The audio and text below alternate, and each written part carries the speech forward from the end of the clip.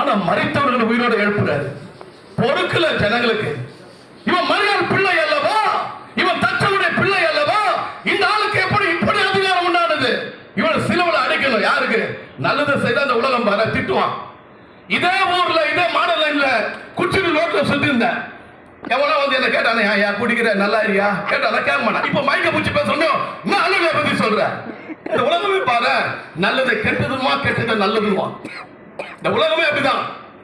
நான் சொல்றேன், ஏசு நல்லவருங்க. வேதம் சொல்லுது கர்த்தர் நல்லவர் ருசிச்சுப்பா.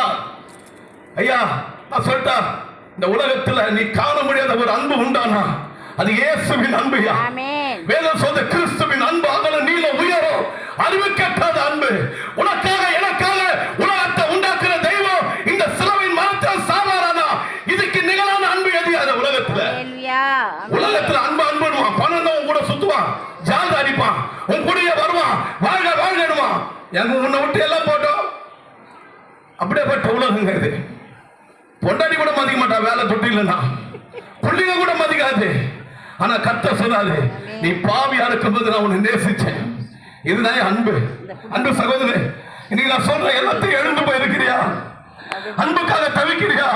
நான் உயிரா இருக்கணும், நான் மறுபடியும் நல்லா இருக்கணும், எனக்கு வழி தரல, எனக்கு யாரு உதவான்றியா?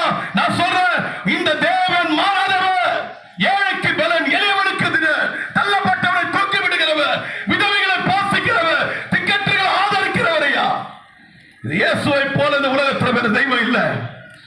ஏன்னா நான் ருசிச்சேன். செத்து போனவனுக்கு ஜீவனை கொடுத்தார். இயேசுநாதர் பணம்லாம் கொடுக்க மாட்டாரு, நகைலாம் கொடுக்க மாட்டாரு, வீடெல்லாம் கொடுக்க மாட்டாரு. உலகம் தர முடியாதது ஒண்ணு தருவாரு. நான் உங்களுக்கு ஜீவனை கொடுக்கவும் அந்த ஜீவன் பரிபூர்ண அடிகள். வியாதியை சுகமாக்குவாரு, பேதியை நானவன் ஆக்குவாரு, புத்தி தெளிவில்லாதவனுக்கு புத்தியை தருவாரு, பலம் இல்லாதவனுக்கு பலனை தருவாரு, நாணம் இல்லாதவனுக்கு நாணத்தை தருவாரு. இதுதான் இந்த தேவனுடைய சுபாவம்.